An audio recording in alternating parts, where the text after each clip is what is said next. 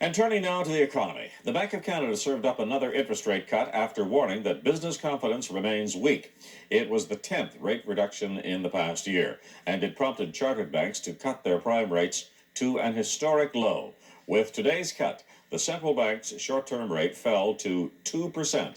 That prompted a corresponding cut in prime rates, the interest banks charge their best customers. The prime, now 3.75%, is at its lowest level since 1900. The central bank expressed hopes the economy will soon pick up, but it stopped short of actually forecasting a growth figure for this year. As CTV's Peter Murphy reports, the economy is sending enough mixed signals to keep even the experts guessing about what's ahead. While overall consumer spending held up over the holiday season, business was down at luxury retailer Holt Renfrew. The company blamed declining sales as it cut 180 jobs. But elsewhere, signs the economy may be turning around. At computer chip maker ATI Technologies of Markham, Ontario, which suffered through several money-losing quarters, good news.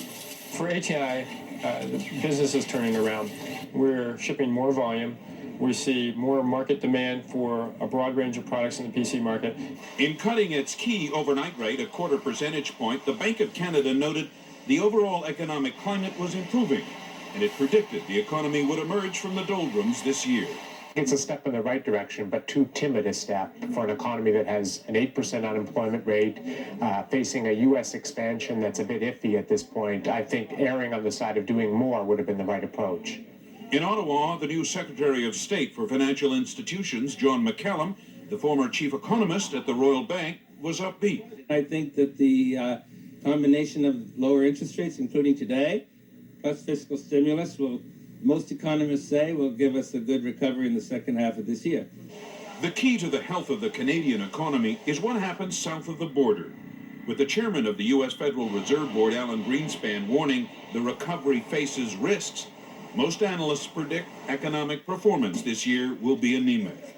We're close to the end of the downturn in the Canadian economy as well, and as the U.S. picks up speed later this year, I think we'll follow suit. If the economy doesn't turn around as expected, most economists predict the Bank of Canada will lower interest rates again. Peter Murphy, CTV News, Toronto. And lower interest rates are being credited with boosting consumer confidence and spurring the housing market. The Canadian Real Estate Association says sales records are being shattered all across the country. Nationwide, the number of homes sold in December was almost 6% higher than in November. For the year just ended, sales reached 268,000 units, easily outstripping the old record of 234,000. It was set the previous year. In other business news, sales of mutual funds were down last year, dropping 13% as returns slipped sharply.